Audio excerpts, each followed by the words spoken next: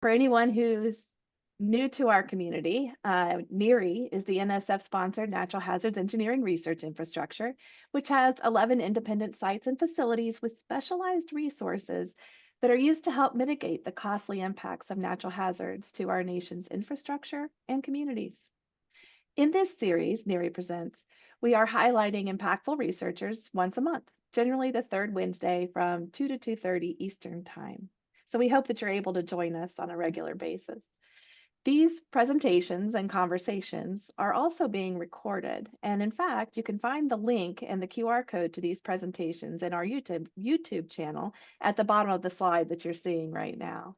So please don't be shy. Share the news with your colleagues and friends for later viewing of this really important work. But let's get started. We are really thrilled today to have with us Dr. Elaina Sutley from the University of Kansas. Dr. Sutley is an associate dean and associate professor of civil engineering. She leads an interdisciplinary research program that's focused on enhancing the performance of built structures that are exposed to natural hazards.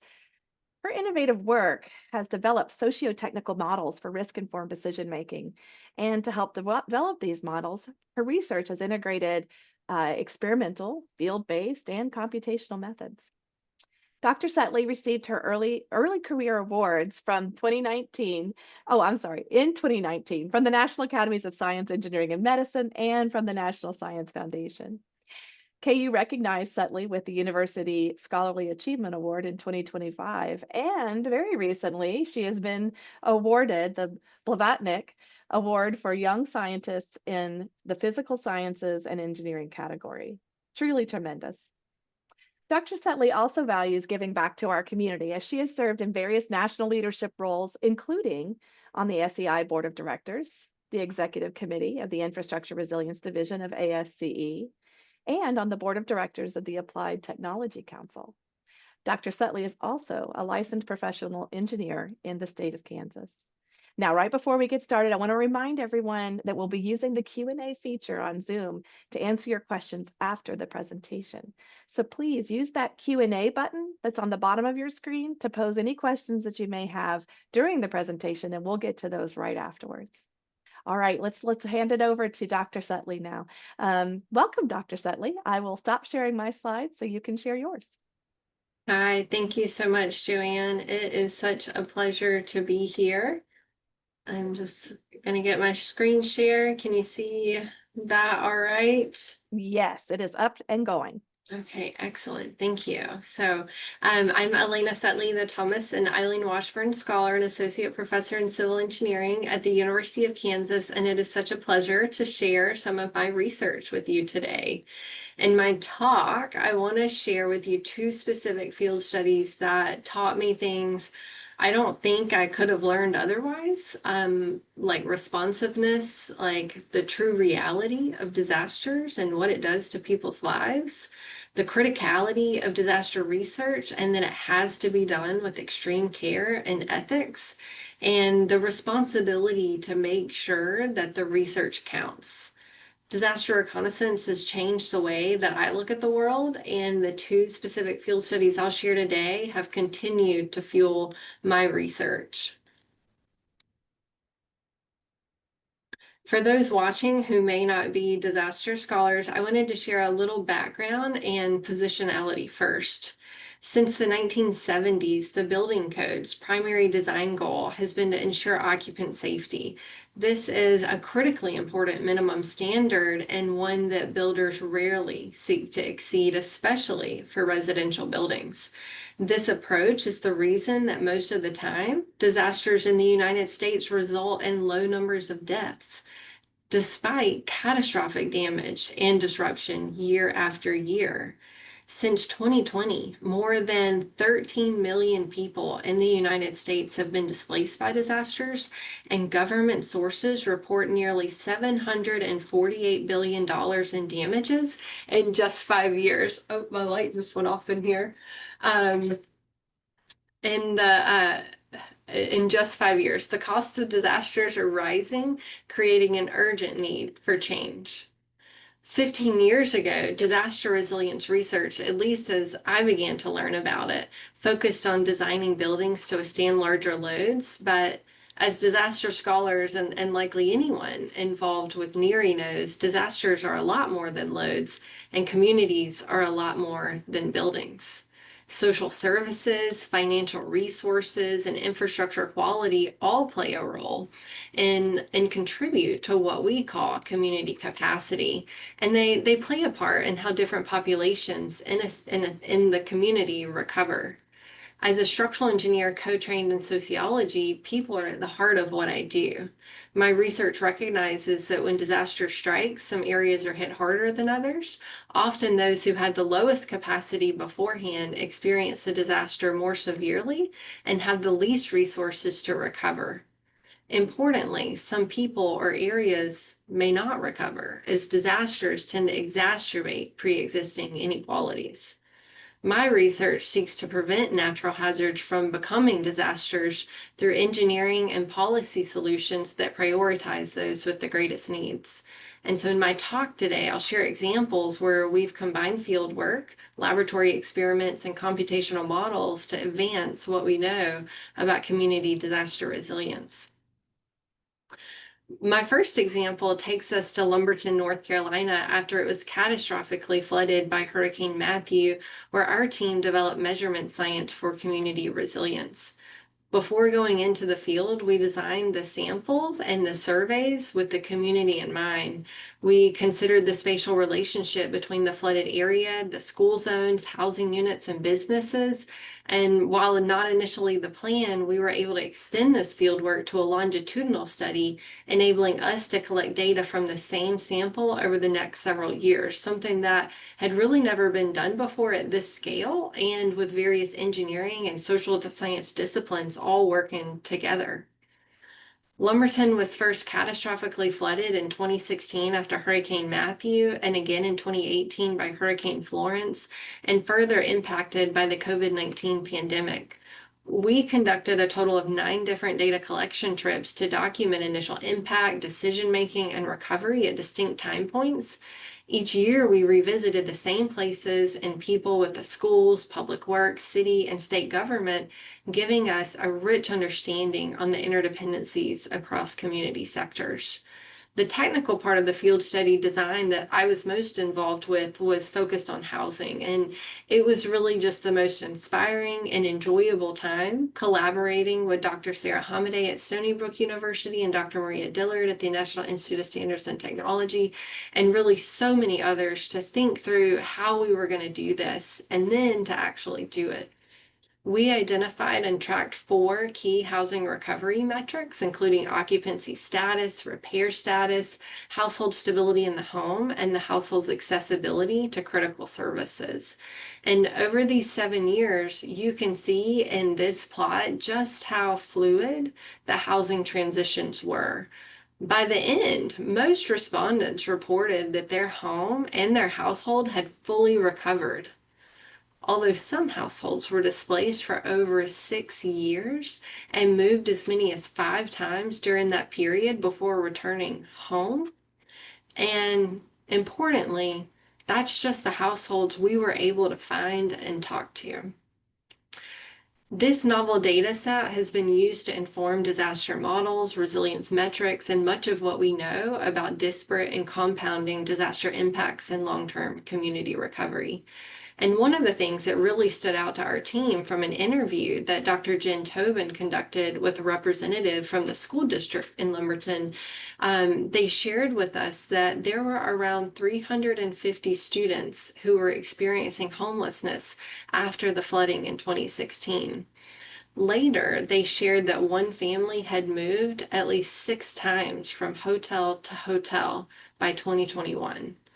These long-term and human impacts weren't something being included in the literature, or at least the computational resilience literature, or in a benefit cost analysis or other decision aids at that time, but they meant a lot to us.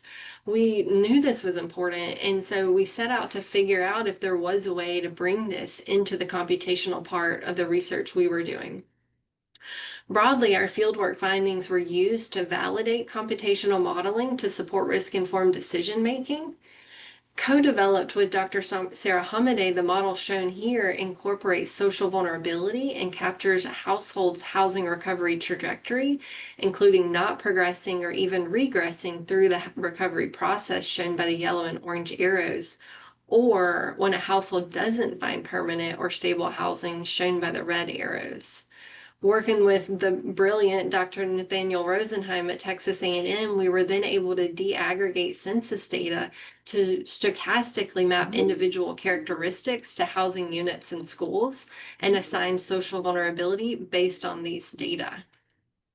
The housing recovery model can estimate temporary housing needs through time, tracked through the bars on the right, and a decision maker or user of the model can see just how long the toll of disaster can last, especially for some.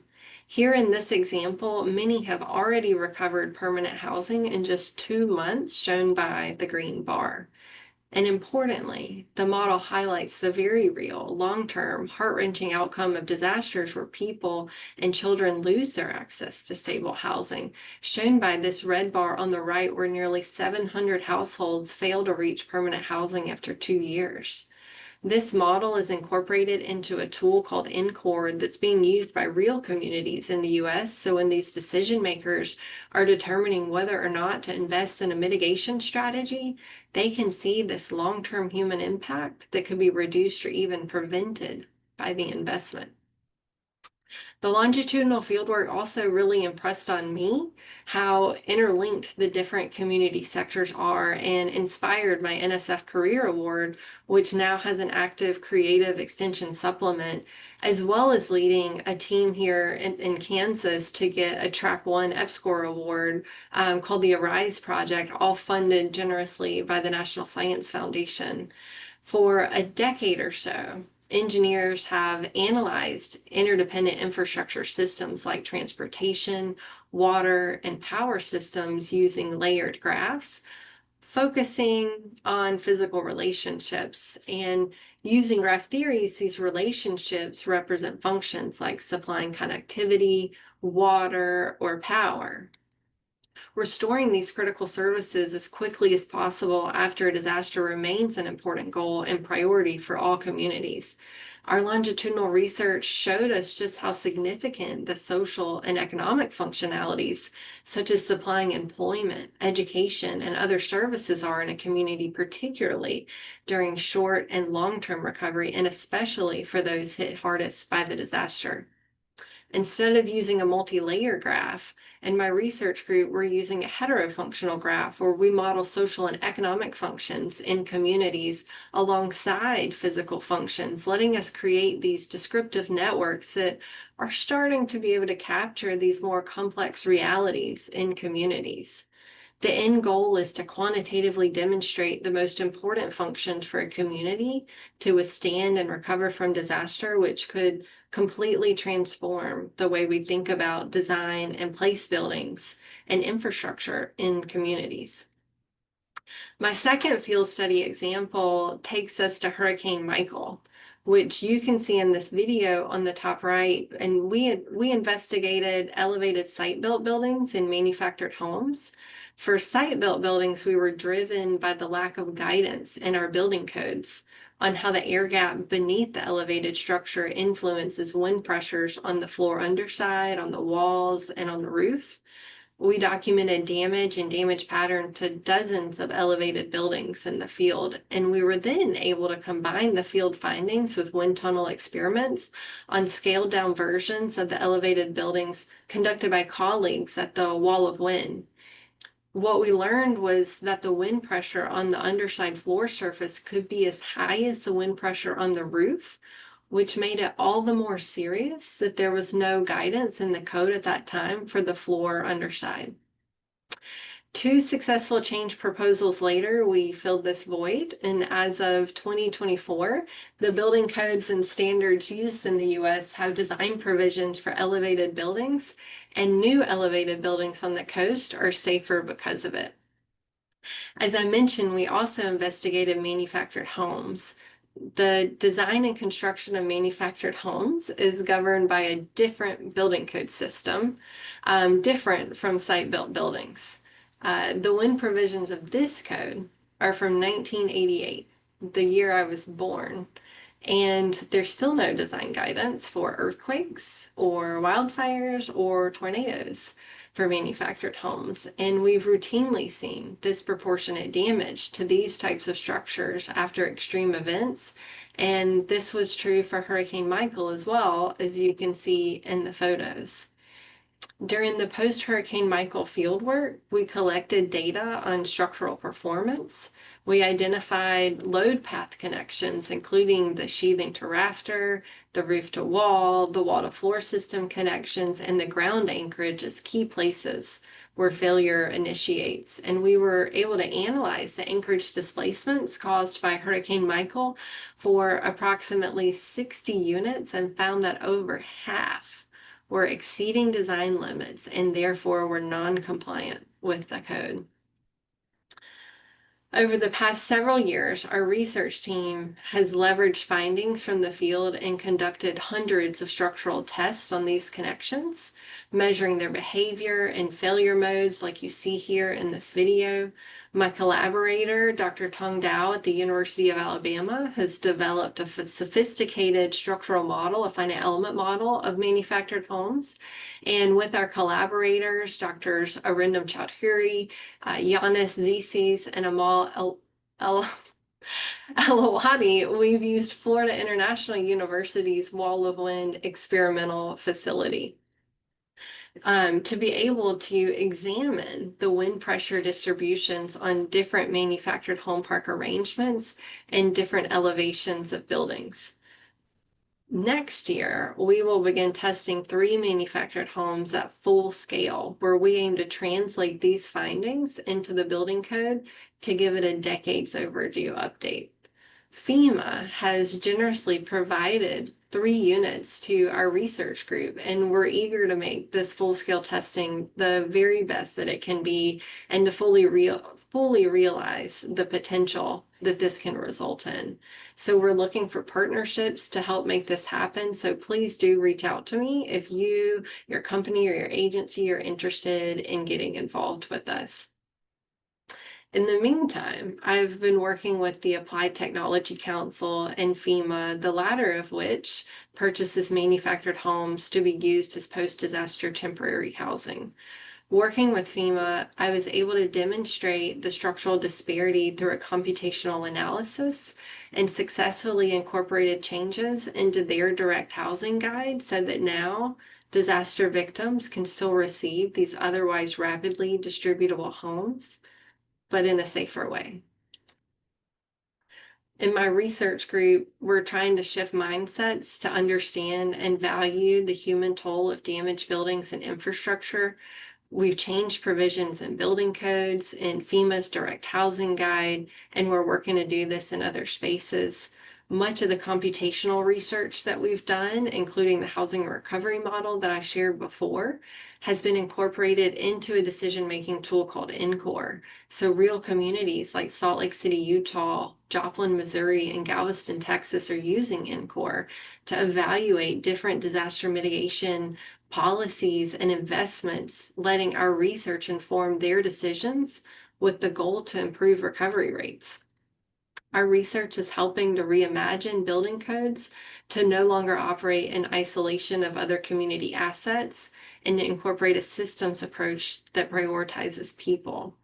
With these new informed codes, one day when disaster strikes, building occupants will remain safe and will be able to immediately reoccupy their spaces, helping to reduce the number of households and children experiencing homelessness with each hurricane and wildfire season. I've given a few shout outs along the way, truly not enough, because of course none of this would have been possible without my incredible students here at KU, Amin Indarami, Ram Mazumdar, and Pedros Marquez being 3 of the key contributors to some of the research shared here. It also wouldn't be possible without extensive and inspiring collaborators at KU and so many other universities and organizations, and the incredible financial support and partnerships from different agencies who believed in this work and wanted to see it happen. I cannot thank NIST enough for allowing us to extend the Lumberton study into a longitudinal field study. It was a crazy idea back in 2016, maybe even, yeah, it was a crazy idea in 2016, and just one example of what stable and longer funding periods can enable. The Lumberton field study had 58 individuals contribute to that 7-year reconnaissance work. And it was truly an incredible interdisciplinary training ground for early career researchers like myself and dozens of students. And we need more longitudinal research. We need more interdisciplinary research, and we need the funding to make this happen. The resources provided through the Natural Hazards Engineering Research Infrastructure have also been completely foundational to what I've shared today.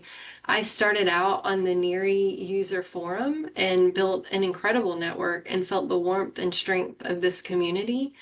Wrapping up my first year as an assistant professor, I attended the first NHERI Summer Institute. I think it was the summer of 2016, where I met Arindam Chowdhury randomly at a hotel breakfast, and we've been working together ever since.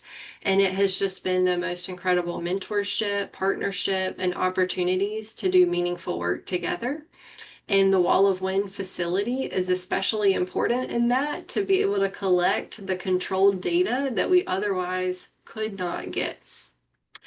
The Hurricane Michael field study built on reconnaissance conducted by STEER, the Structural Engineering Extreme Events Reconnaissance Group, who was so generous in sharing their findings so we could write a compelling rapid proposal. The resources provided through STEER to help guide field study design and data collection so that we can better compare findings across different field studies is absolutely incredible. And during this whole time, NHERI's Technology Transfer Committee was there to help with code translations and gave me so much encouragement and celebrated our success, and then helped me get connected to the Applied Technology Council. That has just been the most rewarding experience, to be able to couple the fundamental National Science Foundation research with the translational focus of the ATC. We've continued to publish our research on design safe, our data, our tools for field studies, and we use design safe as a tool for collaboration on our research teams, and we use it to figure out what others have and haven't done. I cannot imagine how much we would be recreating the wheel unnecessarily without design safe. As well as the Sim Center and their computational tools, STEER and its guidance, and also especially Converge. I've used the Converge training modules for my own learning and development. I assign them to my research students and the students in my courses here at KU, and so many of my collaborators take them, and we make that a part of the start of our interdisciplinary research team so that we're all starting on this shared knowledge space where we can start really collaborating together in that interdisciplinary, in those margins of disciplines, I should say. Resilience, in my mind, is nothing without engineering, and it's nothing without social science. And we need both, and we need them together. And NHERI has done such an amazing job bringing these two together through its exceptional leadership and intentionality on building that community of disaster scholars. And so I want to make one last pitch to the students and early career researchers who are watching this to join your respective EERs, the Extreme Events Reconnaissance Groups. For me, that's STEER, ICEER, and SCEER. But there's others and other disciplines and other kind of disciplinary focuses. So join your EERs, get involved, go out there in the field, join this community, collect that critically important and perishable data, share it with others, and be reminded or learn for the first time just how important the work you do can be. There's still a lot of research left to do before we prevent natural hazards from becoming disasters. And I'm so grateful for the opportunity to work in this space and for the so many amazing, inspiring, and passionate people. So thank you all so much. Fantastic. Thank you so much, Dr. Sutley, for your passionate and really well crafted message to all of our community. And I see people giving you various kudos through their communication process in Zoom as well. So thank you very, very much. I want to remind our audience we have about 5 minutes left here.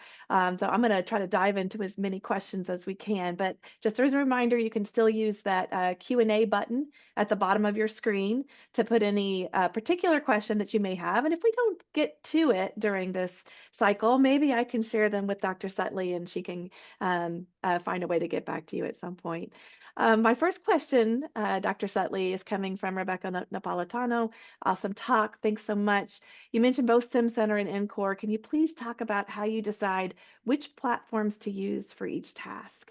Sometimes it feels like there's a lot of overlap, and so any of your thoughts on this would be greatly appreciated.